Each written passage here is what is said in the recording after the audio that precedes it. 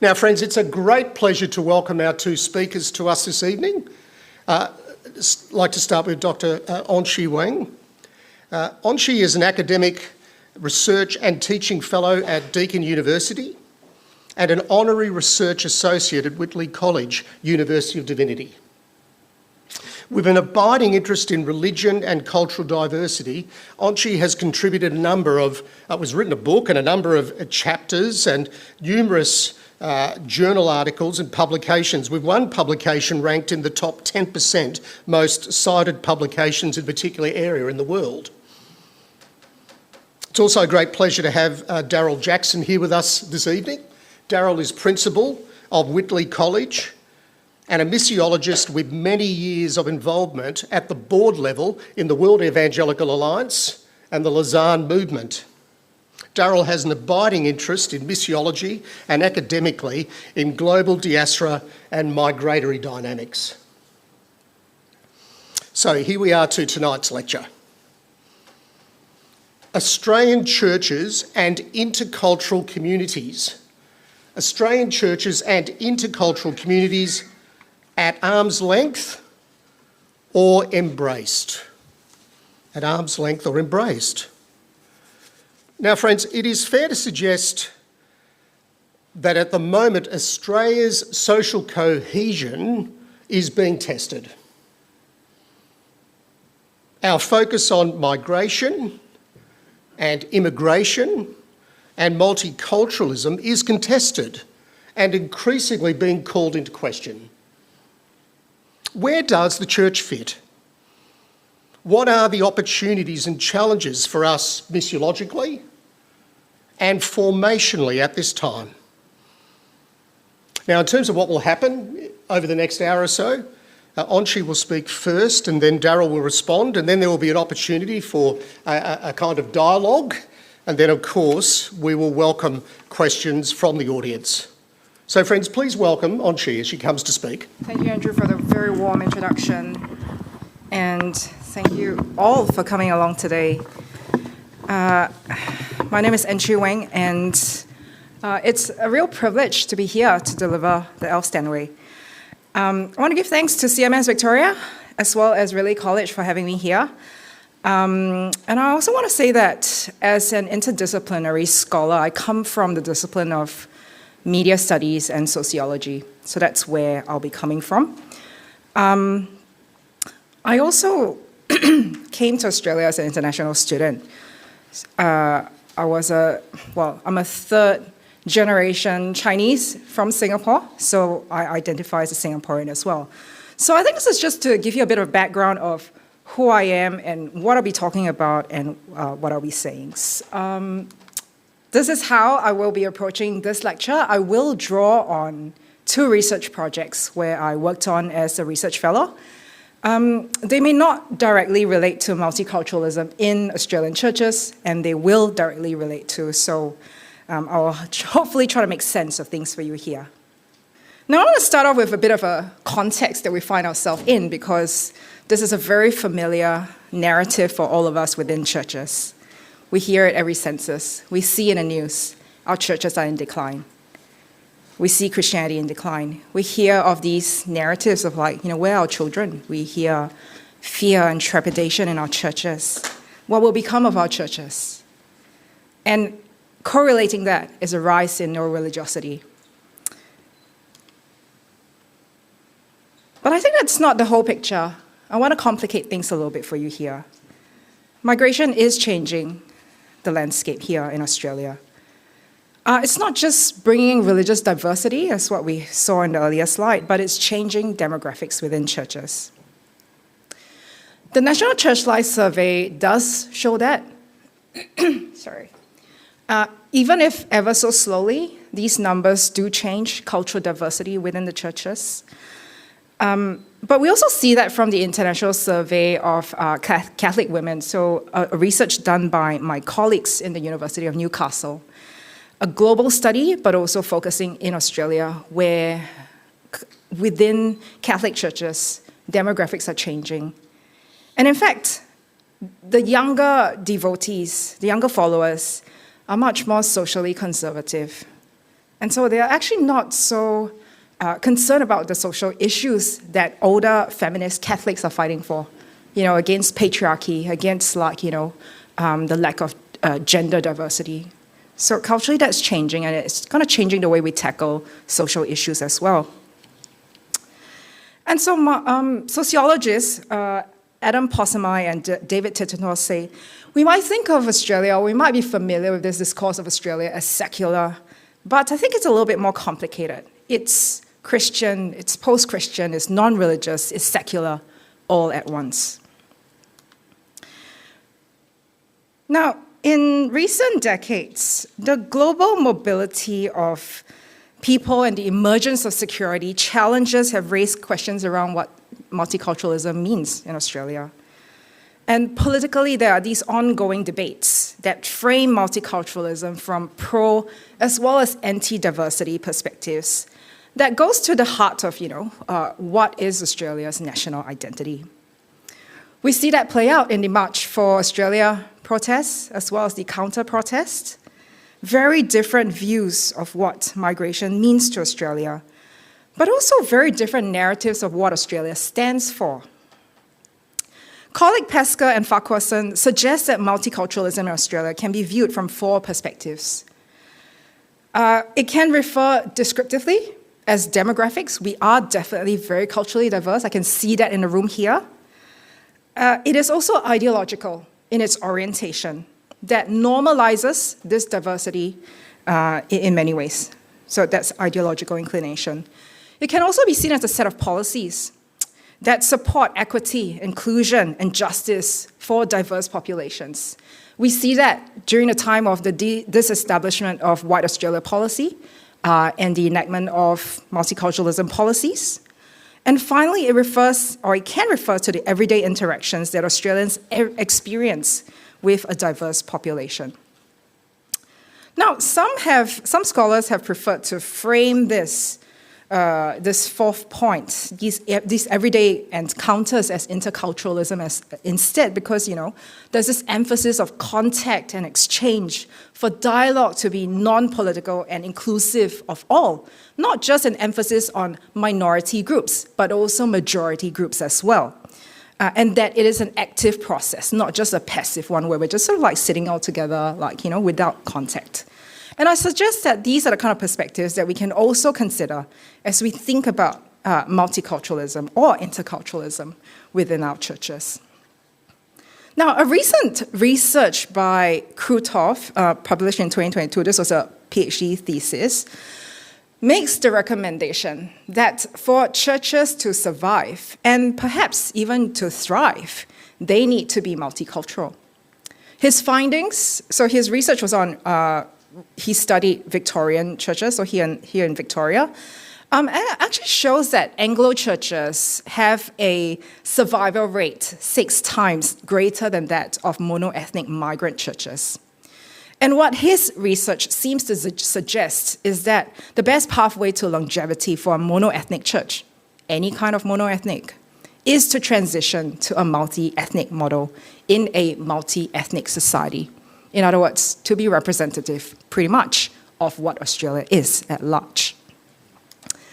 So I want to move on here at this point to reporting from the 2 projects. I'll try and do a bit of introduction, and I'll throw the findings at you. And I should also say that I have published reports as well as a book that you're very welcome to browse. You're very welcome to pick up the report if you want. It's there at the back of the desk. So I'll talk you through the first project that I was involved in. It's a linkage project funded by the federal government. It's in partnership with the Ethnic Community Councils of Victoria, Victorian Multicultural Commission, and the Australian Muslim Women's Centre for Human Rights. We had a community reference group that comprised of organizations from the sector, so the social service sector were involved. So really, it's about the social service sector. It's about how multicultural communities experience these services. So this is the broad project aim. We're really interested, at the heart of this project is an interest to understand if the government has shifted in its policy of funding towards mainstream organizations and away from community-specific, which is your ethno-specific, your multicultural service providers. So to unpack that a little bit further, we wanted to understand the different types of services that community members from CALD background, culturally and linguistically diverse background, access health, housing, employment, and to understand if these experiences might be different depending on the type of services that they access, whether it's a mainstream service provider, ethno-specific service provider, or a multicultural service provider.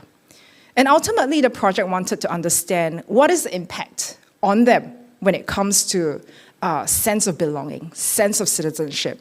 How does that add to social cohesion? We focus on 2 locations to collect data, cities of Hume, cities of Greater Dandenong. The idea was really to identify locations where there's lesser socioeconomic background, there's higher diversity, higher cultural diversity, and that goes with the hypothesis that people might want to access services more if they have such needs.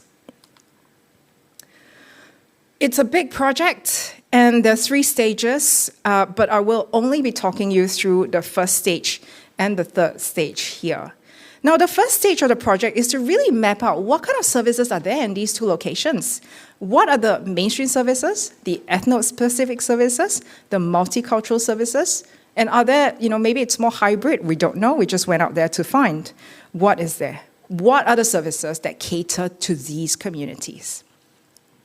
And at some point, we also had to look for services that were outside of these locations because when it comes to, say, specific communities like the Vietnamese community, we just couldn't find a service provider that catered to the Vietnamese community.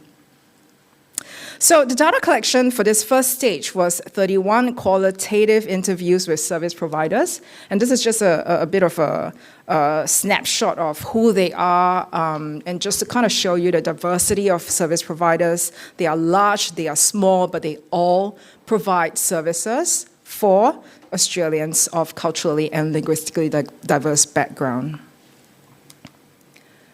Bear with me, I'll make sense for you, if you're not. Now, we wanted to create a typology to understand how these communities are experiencing these services. So we focus on 2 key instruments. So XY axis, one is to look at how securely funded these service providers are. And the second thing that we wanted to do was to kind of understand what is the strength of their multicultural capacity. Now, each of these instruments are calculated based on the factors that are shown here. And we wanted to understand if these are factors that could affect how these communities experience services, whether they are mainstream. So I should kind of say mainstream services are those that target a general population without any form of differentiation.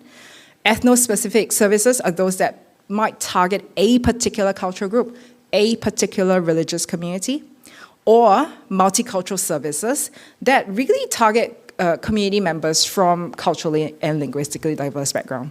So any minority sort of group. Now, funding level, just to talk you through very briefly, is very much determined by the annual income of the organization, but also how securely funded they are. So for instance, federal funding that are much more secure could be the humanitarian support program, for instance, because these organizations get them year on year, much more regular, there is much more continuity of these funding. Whereas there's also local funding for these organizations that are much more program-based and very much subjected to the tyranny of short funding cycles. Now, multicultural capacity, on the other hand, is determined by factors such as how diverse the leadership can be, how diverse the staff can be, how frequently do they access cultural competency training, as well as is there provision of in-language support for them? So each of these criteria were given a score. Now this is kind of what we found. What we found can be seen here. And so you will see that in the yellow quadrant, that's where least securely funded with very high multicultural capacity. The green quadrant would be the ones with a lot of funding and very high multicultural capacity, and that's kind of actually where we want to be, ideologically, right? The green quadrant is where we want to be. Now, the findings from this project actually show that mainstream organizations tend to score lower on the multicultural capacity metrics, but they have much more access to funding. In contrast, the ethno-specific or multicultural service providers tend to have higher multicultural capacity, but they really lack adequate resources to support continuity of care. Now, these are the kind of funding cycles where they might get it for like three months or like a year. And this means that they might hire someone for like 3 months or a year. And when you are providing care for vulnerable communities, this actually means there is significant disruption of continuity of care for them. Now, in interviews, what I found was that these ethno-specific and multicultural service providers often provide a lot of care work for these communities above and beyond what is required of them as service providers. Now, a closer look at these mainstream organizations, some of them, like the Uniting Victors, Catholic Care, Brotherhood of St. Lawrence, they actually have existing programs that cater to and support specific communities. So Uniting Victors has a program that supports Afghan communities. Catholic Care has a program for African and Pacifica communities. The Brotherhood of St. Lawrence has like a program that targets communities from refugee and asylum seeker background. These programs are run by the community, so like, they are representative of the community, but their leadership are very Anglo-centric, are very European-centric. Okay? And so I guess we can, just to draw from this research, what does it reflect your churches? Are there similar dynamics at play here? Are multicultural communities in their silos within our churches? Do they bear the burden of caring for their own communities? Or is there an integrated approach that diversifies their support within church congregations?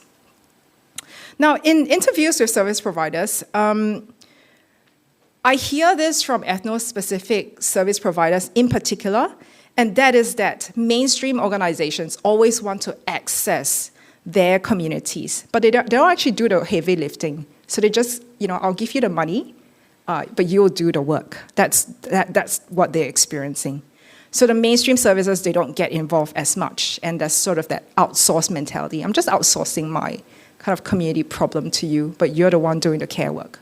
So that's the experience from within the community.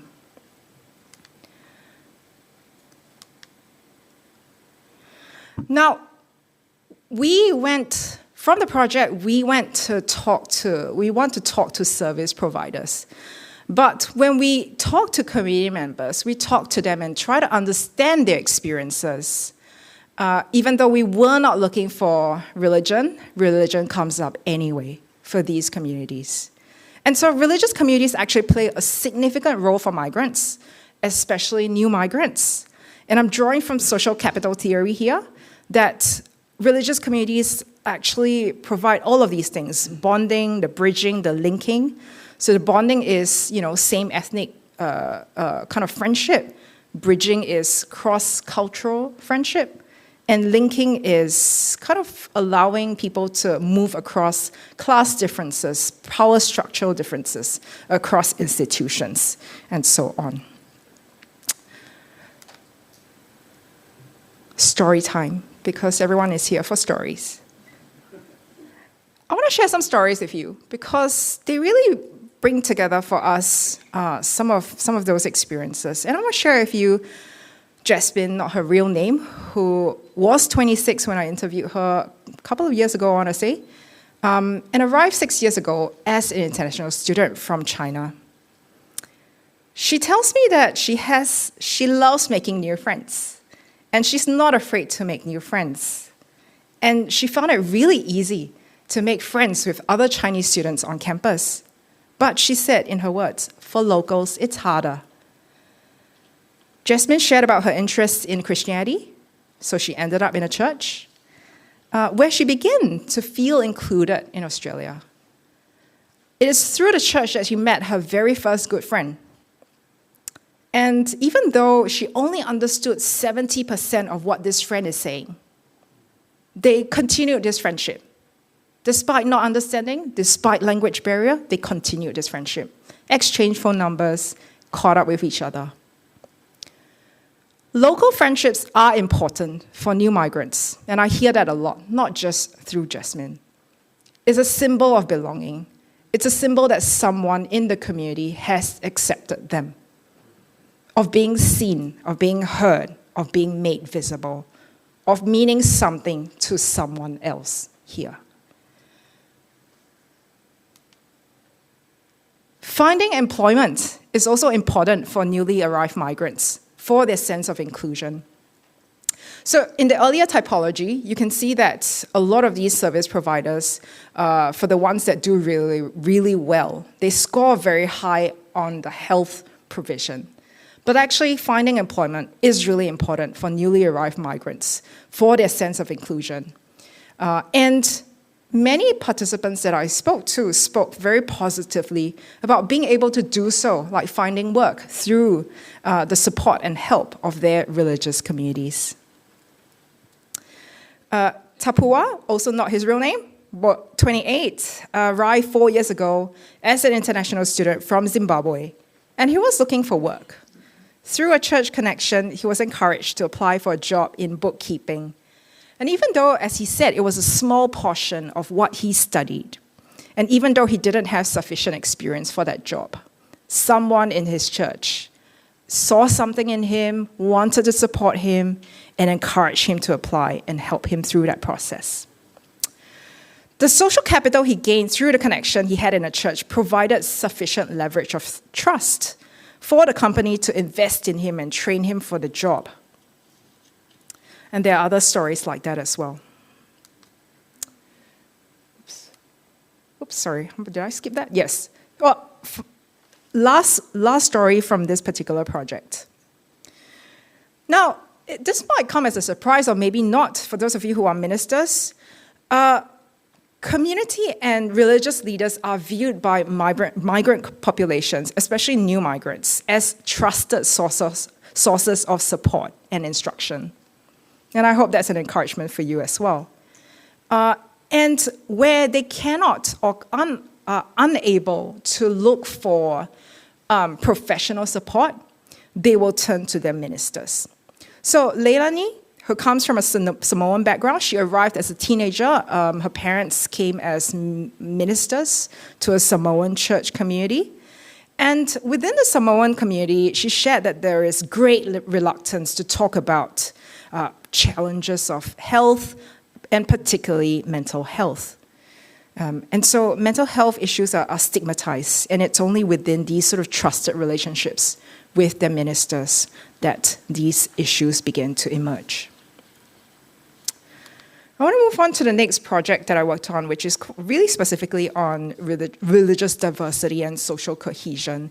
And it's, again, a fairly large project. There are 6 streams to the project, but I only worked on the migration stream, and I did the interviews, and I'm only just going to focus on the African data set here. And I'm not sure how I'm doing with time because I forgot to keep track, but here we go. Just wanted to stress him out. Now, I'll share with you 3 stories, and I'll have some concluding reflections. In Hobart, just going back to the project, we collected data from Victoria and Tasmania, so there was a bit of a comparative sort of research. Now, in Hobart, we know that it's far less culturally diverse. We have here a story from South Sudanese Australian Nelson Lodiong, elder of St. John's Presbyterian Church, and he tells me that his church community is quite diverse, actually. It has people from all sorts of Asian background, the Chinese, the Sri Lankans, but also from other parts of Africa, all within his congregation. He shared with me that his church has been a really key part of supporting him in his settlement as a refugee, giving him the sense of home. He recounted how warmly received he was into this church community when he first arrived in 1999. Today, he still serves and worships in this church community. He actively participates in its church life and is now very much involved in caring for its elderly congregation. Lord Yong sees his church community as a family, an extension of his natural family in his new home in Australia. While this diversity was described by many interviewees as enriching their communities, I have one participant who says that it's actually not always easy to navigate or preferable for everyone, even within particular ethnic community. This particular African-Australian Christian leader explained that while he believed, he has a sense of revelation, right? Like everyone worshiping together across differences. And that's his belief. What he found within his ethnic African community was that they preferred to have their own congregation, their own ethnic group, their own tribe, almost to the extent of doing nothing with the others, he said. He further added, now, is that coming out of because they feel unwelcome, or they feel like they're not equally treated, or is it coming out of because of being homesick and they want to feel a kind of homeness? Why it happens, I'm not sure. He tells me language could be a challenge. And in many ways it is, even for him with his ethnic, even with him ministering to an African community, there are language challenges within as well because of internal diversity. Others have mentioned media reporting about Africans as being a problem that continues to unsettle their sense of belonging. Now, other challenges were raised on a leadership level. Visibly black African Christian ministers face exclusion and marginalization, especially within mainstream and usually predominantly Anglo institutions. They find themselves suspended between culture and belonging. They belong because they are part of that faith, but they don't belong at the same time because there are these things going on at play here.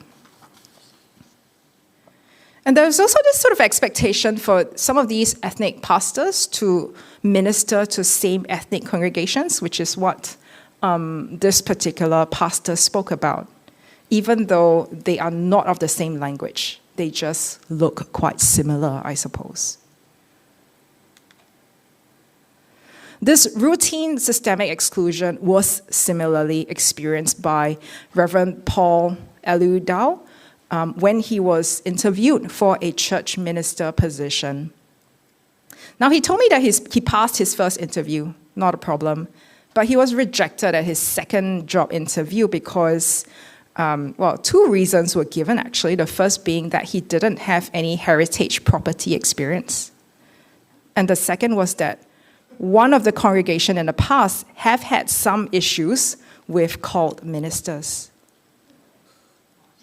Now, these exclusions, and I'm sure you can agree as well, were not actually not based on what is required of the position. But, these are the sort of experiences that left Reverend Dow concluding, this is why I say at a professional level or in the church, racism exists, but it exists in a quite sophisticated way. Now, I want to leave you with 3 points, as any good Methodist or Anglican or whatever I am. I don't really know. It's about meaningful, inclusive leadership.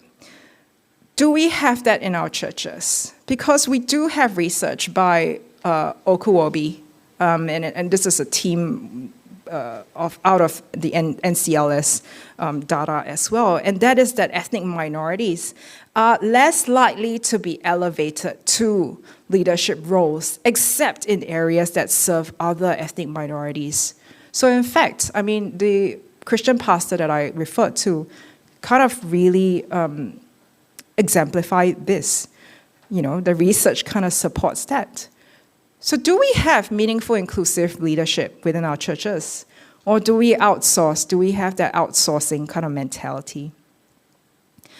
Do we have a script for our ethnic or minority pastors or ministers or leaders to perform? Or are they valued? Are their input valued?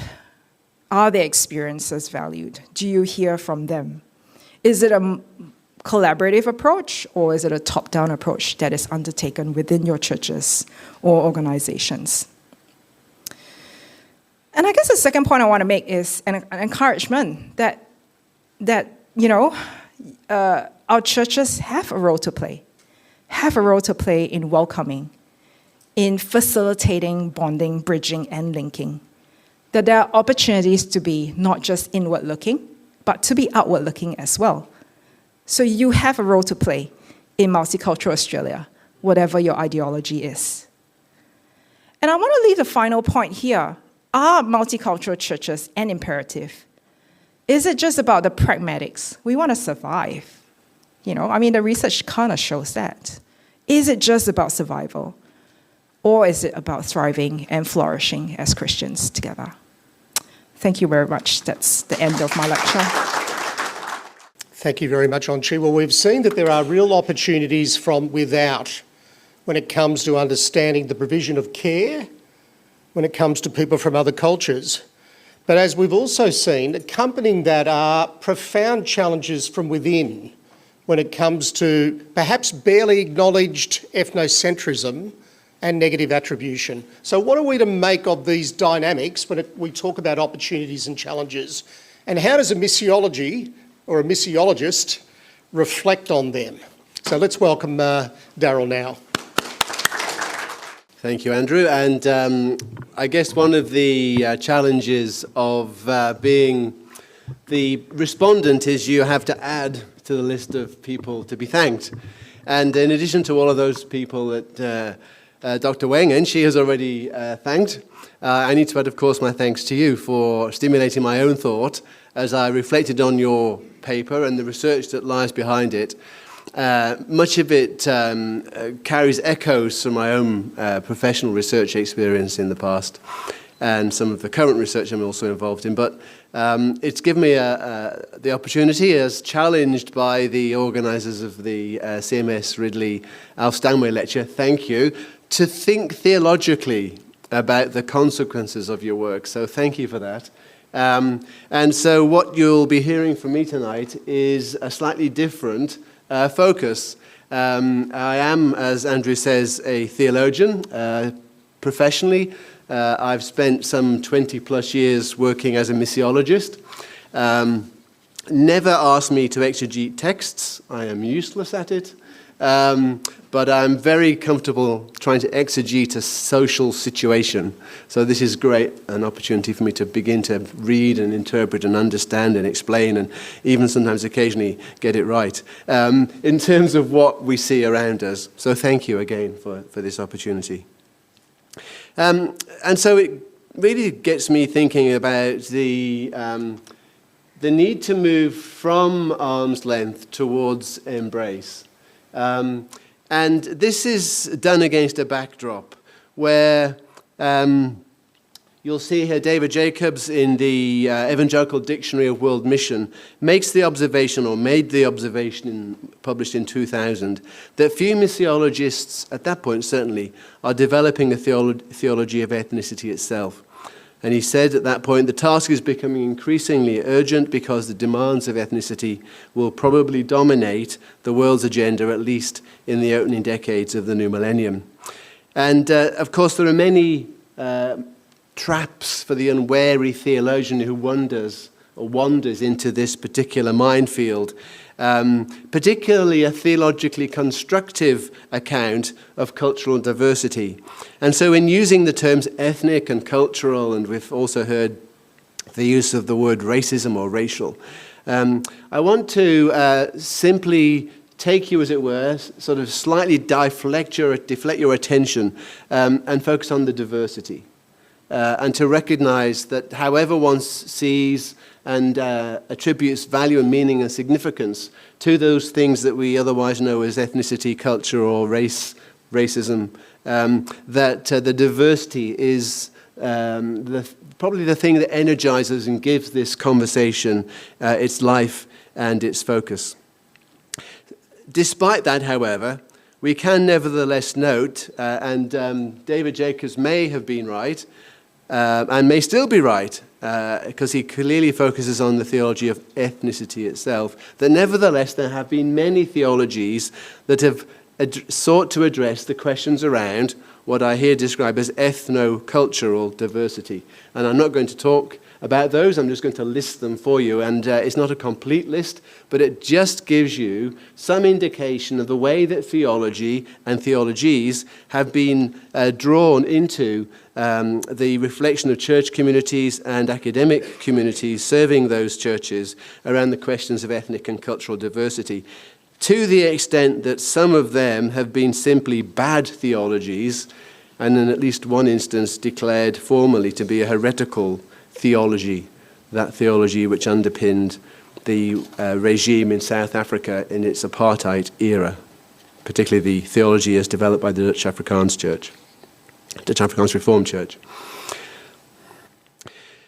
So in approaching and showing all due deference to Dr. Weng's paper, I wanted to particularly highlight some of the points that she makes throughout her paper that highlight for me important points of discrimination, which I think point to the invisible, unacknowledged, what I choose to describe here as sin, human fracture or fallenness or brokenness, which extends across all levels of human existence, not just personally but interpersonally, and which often underscore and are informed by these discriminatory behaviors and revealed by these discriminatory behavior and attitudes to others.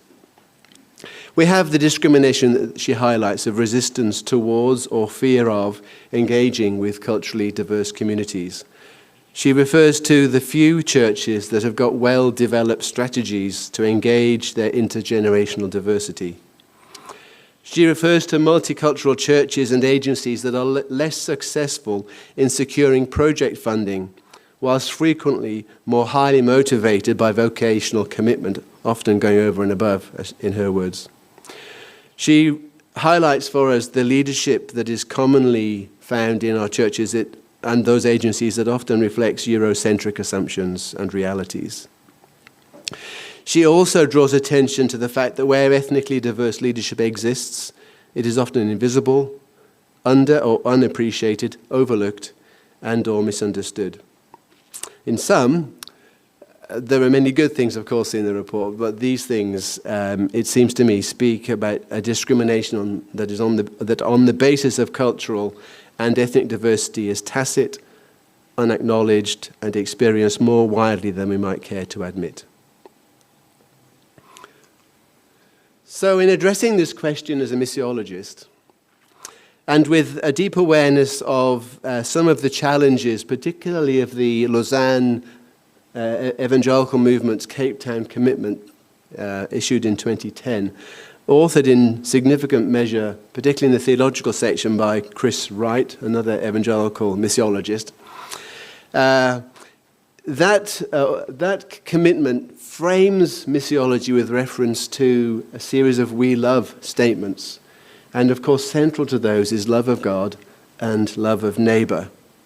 Possibly the two commandments that Jesus has in mind when he commissions his disciples that wherever they are to make disciples and to teach people to obey the commandments I have taught you. Maybe those are the two. I'll leave New Testament scholars to disagree with me later. However, on this occasion, I want to focus around a question of love, which I think is an important question as it leads me as a missiologist into offering some potential ways through the tricky situation often we find ourselves in. A lawyer asks Jesus a question in Luke chapter 10. He asks him a question about how he can secure eternal life. Jesus, in responding to the lawyer, asks him how he might summarize Torah. And the lawyer says, well, love God, love neighbor. Jesus says, great, you've got it. But their lawyer isn't satisfied because he needs to know some more information. So he says to Jesus, well, who is my neighbor? Now, the story is fascinating, and we don't have time to spend much time in that story. But it's a question that's answered by a question. It doesn't actually answer the lawyer's question. Who is my neighbor? He asks of Jesus. And Jesus at the end of the story says, now, what do you think? Which of these three became a neighbor? Being a neighbor in a culture of looking the other way, I think has been at the center of much of your work in these research projects.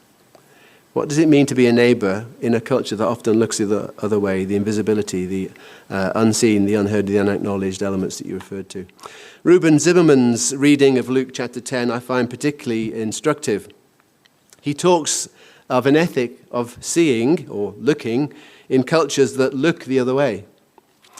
And he, I think, helps us understand the significance, forgive me for quoting Greek, those of you who don't do Greek anymore, you should. All good theologians. I spent 3 years studying Greek at what was then London Bible College, and I'm forever grateful, because at least I can pretend I know some.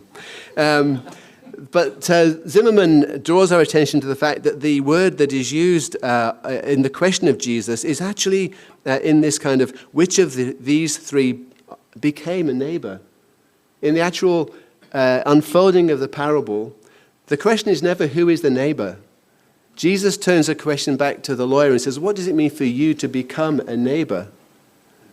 And that's the key point in this particular parable. You can go away and read it. His article's available in all the usual online repositories if you wish to see that journal article in which he unpacks in a very helpful way this particular book. And he argues that the one who is becoming the neighbor is the one who demonstrated empathy, who looked, and it did not pass on by, but it was the looking. There's a whole bundle of other stuff in that parable, obviously. Ask me about it later if you wish. David Livermore's work on cultural intelligence also talks about the importance of love as the driver, the thing that drives, fires us to lean into cultural difference, what he calls CQ drive. So if you've read much around cultural intelligence, you'll know that David Livermore is one of the experts in cultural intelligence that uses a basic theological framework for this thing that drives the desire to curiosity, to discovery about why cultural difference matters and how it can enrich both the parties in that transaction. Dorothy Nagy, Romanian-born Hungarian, ethnic Hungarian scholar of migration, suggests that we might interpret this command as it's captured by Matthew particularly, and the way it's framed there is love your neighbor as yourself, which always kind of leads you into all sorts of interesting psychological interpretations. She suggests it could be read as love your neighbor, for they are like you in every way, underscoring the common humanity. And I kind of quite like that, as I say, whether the text bears that, but it is certainly suggestive of a way of reading that text.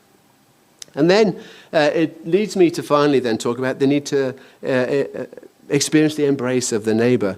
Neighbors are always two people. Can we locate the duality, the unpredictable nature of being a neighbor? You don't get to choose who your neighbor is, rarely.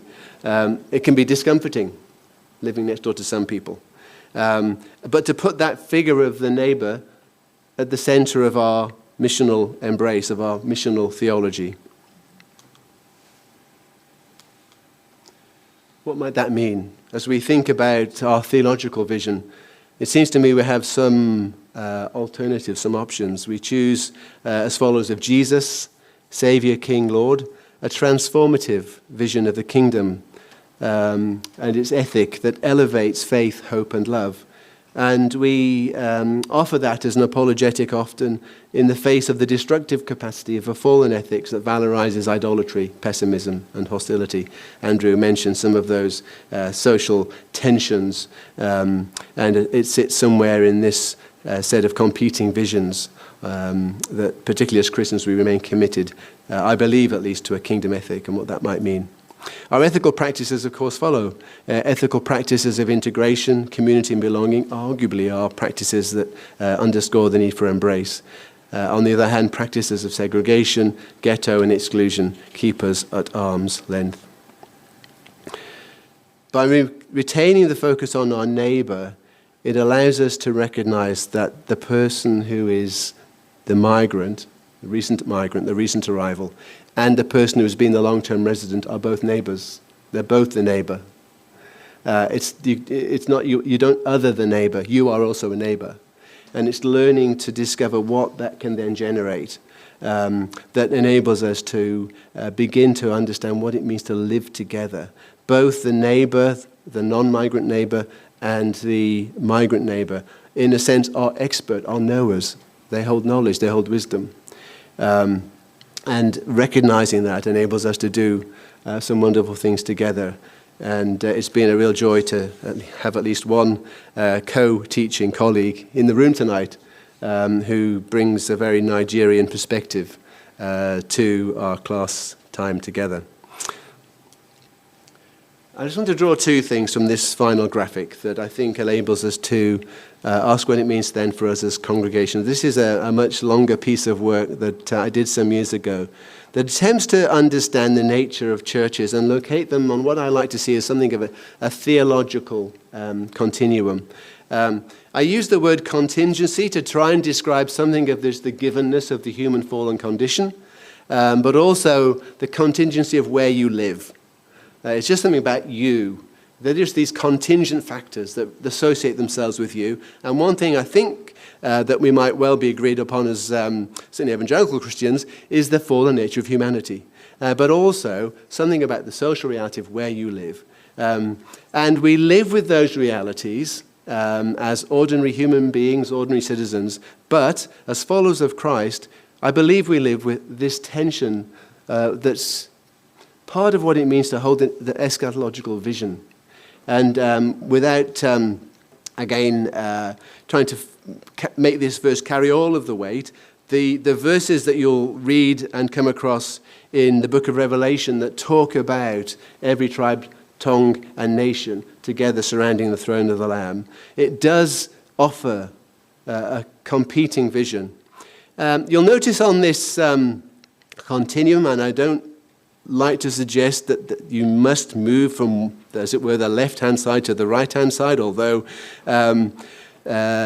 you will have heard something of that in that final question that Enqi left us with. However, what I do want to focus on just for tonight is the two boxes that are outlined in black, which are what I describe as the unintentionally mono-ethnic congregation and the unintentionally ethnically diverse congregation, because it seems to me that it is the unintentionality that demands our attention. Why are we monoethnic? Do we know? Do we know what assumptions, therefore, that congregation brings to its life together? Do we know what that excludes, makes impossible? These are the hidden assumptions, invisibilities, the way we do things around here that we don't see, that we just do it, but they exclude. And equally, in the unintentionally ethnically diverse congregation, and I've been members of both types, often, again, there's all sorts of stuff going on that's going wrong because we've never actually seen our ethnic diversity as something that requires our attention. And so leaning into this requires cultural intelligence, but it does bear its own fruit. In terms of congregational health, health in the body of Christ. It's an opportunity for us to discover together that we can be better. So just as my learned colleague encouraged us to do, I leave you with 3 questions. I think. There we go. And so this also takes you into the heart of my own ongoing theological project. And these are three of the questions that I continue to be fixated by and give attention to. The first question is it desirable or possible to conceive of a way to work towards more ethnically diverse congregations in the face of the apparent evidence that successful growth strategies are more frequently observed in monoethnic churches? This is a classic of evangelical missiology. It goes right back to the 70s and the heyday of church growth theory. The second question is that the momentum towards more ethnically diverse congregations involves a miraculous and an organic convergence of emergence and intentionality that is not easily organized or planned? Question mark. I like to make statements and pretend they're really authoritative, but they're really questions. And then thirdly, perhaps most controversially, I do believe that in ethnically diverse cities like Melbourne, the mono-ethnic congregation is an increasing anomaly, big claim, with some notable exceptions. And this has already been hinted at, those refugee churches that serve as sanctuaries. Do they have a future? Well, it's a good question. But at least for this time being, they are significant, large, present, and obvious. So I'm grateful for the research that you've undertaken, and again, thankful for the opportunity to engage with you. I encourage you and all of you to continue to support this kind of research work.